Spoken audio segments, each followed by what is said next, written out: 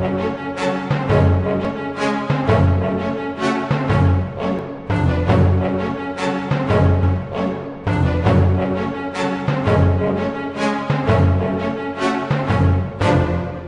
special about the Police Athletic League and the officers that work within that unit is that they come from the field or a variety of assignments, and they're not used to really working with kids. And once they get down to the PAL Center, they see a need of the youth that we serve, and they act as mentors and they act as coaches, and in a lot of cases they become their friends. PAL has been an important link between the police department and the community. It is by far our best recruiting tool. It creates a pipeline for kids to understand what the department is about, for families to embrace our activities and understand the value of being a police officer. And you can't get that through other experiences, so it is essential. In 1995, I was tasked with developing and implementing the Police Athletic League within the Kansas City, Missouri Police Department. I think originally there was some misconception about what PAL was, but I think over the years that people now, it's got a reputation. It's a full-time job now, not a part-time job like it was when I first started. We have our own facility. And it's done great things. There's been a lot of people after me that put a lot of effort into getting PAL up and going as a full-time job within the police department. From day one, you can see a change with the kids when they see that we are not just police officers, but we care and we're human beings. I think the officers, especially those that come from environments that are different from the kids that they're serving, they get a feel for the challenges and the complexity of the kids' lives. And it's hard to do that just by reading a case file or by having an interview on the street of a suspect or a witness. But when you actually begin to connect with the families, that's when you understand why they're in the situations they're in. I mean, recently when the young infant was shot, and it turned out to be a family member of a PAL kid. And I think that really sent a lot of shockwaves through the PAL team because they were very well aware of the victimization of that family. Well, one of my favorite times of year is around the holidays, and down at the PAL Center, that's kind of a special time. This last year there's a great story where one of the kids at the PAL Center, we had this huge event, big Christmas party, where these kids get to come, and this is really their only opportunity to get a gift. A lot of them come from broken homes, so we give everybody a raffle ticket, and in the raffle ticket that means that you get to go out and pick your one gift.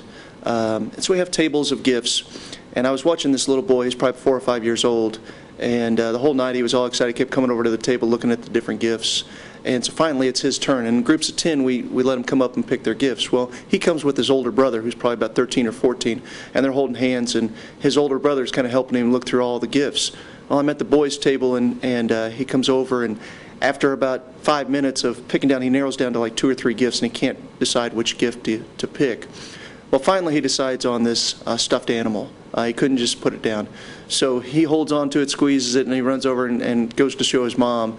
And me and the brother are left standing there and kind of share this smile, and it was kind of cool. But then the brother comes over, and he's got his ticket in his hand, and he goes to pick up this basketball. It's a nice basketball. I could tell that that's what he wanted to get. And he set the basketball down, and he kind of looked at me, and he goes, "Hey, would it be okay if I gave my gift to my brother?" And I was so touched by it, I couldn't even say anything. I just smiled and nodded. So he got this other football that his little brother had been wanting to get, and gave it to him. One day at practice, I was so hungry, where I was about to pass out, and Coach Q, he asked me was all right, and I told him I was hungry, so he let me go in the kitchen and make like 2 or 3 corn dogs. Last couple years have been kind of tough because I've lost my mom recently. We lost her in 2010 to breast cancer, sadly. But with everyone here down at PAL, they've really comforted me. I've been coming to PAL a lot. It's been basically my second home. back when I was little, I used to think officers were mean and all they would do was arrest and take people to jail. But once I came to PAL, it changed a lot because I would see that police officers aren't really that bad as I thought they were. They're actually really nice and they're a good time. Before I started coming here, I really didn't like police officers just because that's just how people are around here. But after I started coming here, my opinion changed a lot. Cheerleading's been so fun because of Officer Kelly. She's been like a second mom to me. I mean, if I wasn't coming here, I'd probably be just getting in trouble or something.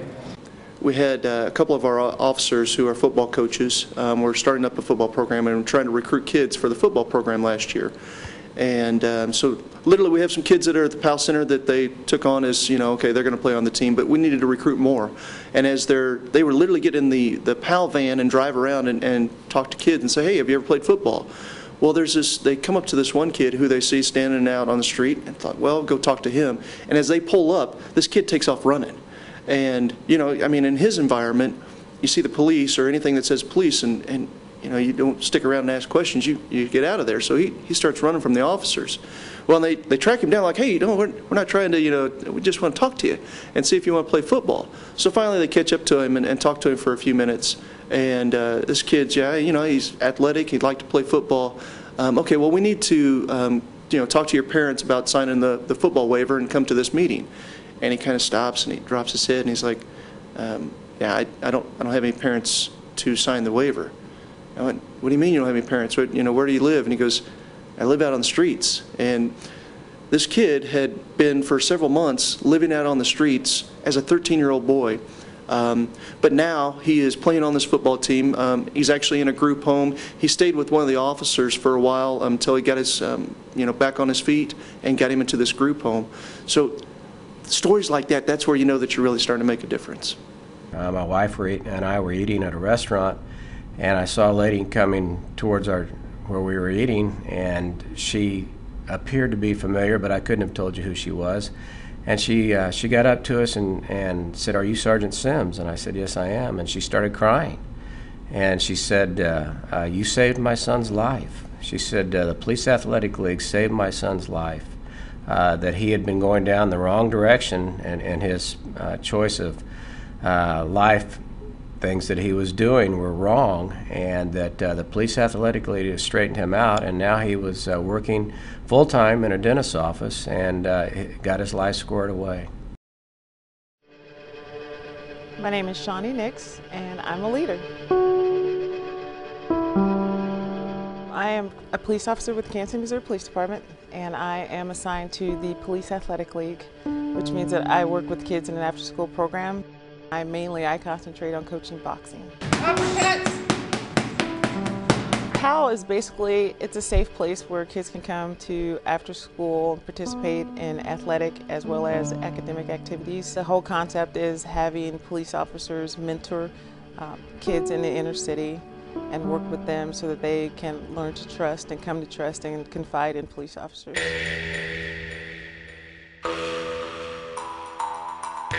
I started boxing when I was 29, and it was basically a form of exercise for me. I wanted to lose weight, and about 6 months later, I lost about 40 pounds. The coach was taking some kids to the state fair for some fights, and he asked if I wanted to go and see if I could get a fight, and I said, sure. And I fought, and I won, and after that, I was just hooked. I had 14 fights.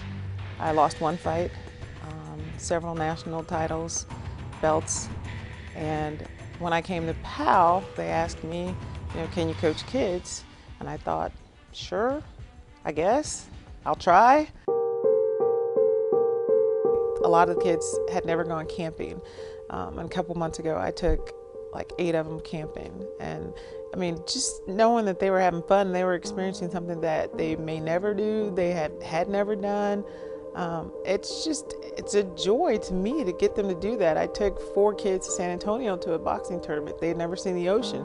We went 3 hours out of our way because I'm like, we're not going to be this close and not see the ocean. And so I took them to see the ocean, and it's just the looks on their face. It's like being Santa Claus. And Well, a Kansas City family isn't taking any chances tonight as their 2-year-old son recovers from a gunshot wound.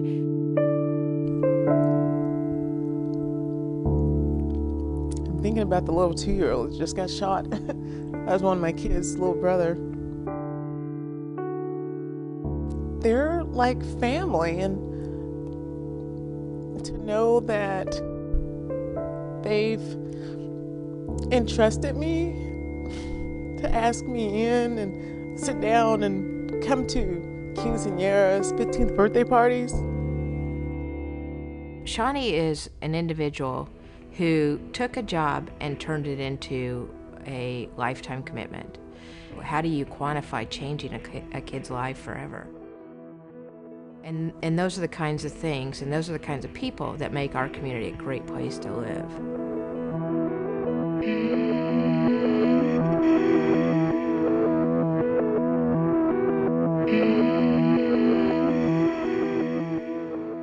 March 14th of last year, I got a call from a childhood friend of mine, Sergeant Skip Cox, indicating that there was an issue down at the PAL Center and they were going to have to shut it down in a couple of days. They were going to have about 200 people here, kids, for a tournament and have to turn them all away. My boss called me and asked me if we could help, and I said, well, sure, we can help with the mold, and we came down and did a little remediation, had a company involved do the mold remediation, got it open that weekend for the basketball tournament. It was amazing to see the happy faces and all of the things that these kids have the opportunity to do and to intertwine their lives with police officers in a positive way.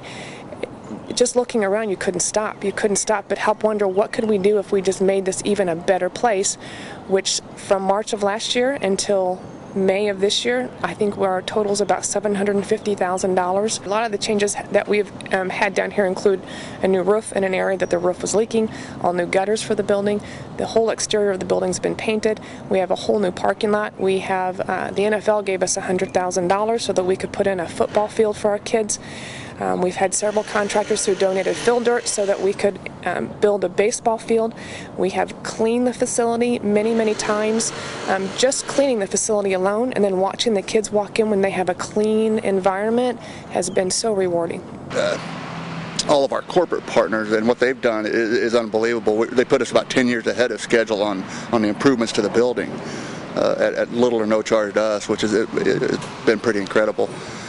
We couldn't have done it without them, and we really have only just begun. We've just scratched the surface of what needs to be done. To the building itself, there's a lot of things that we need to do. Now that we've put in a football field, we have soccer programs down here. We're trying to finish up a baseball field so that we can have baseball and softball for our kids. We want to put in a concession stand so that during those events we can sell product and put that money back into the center.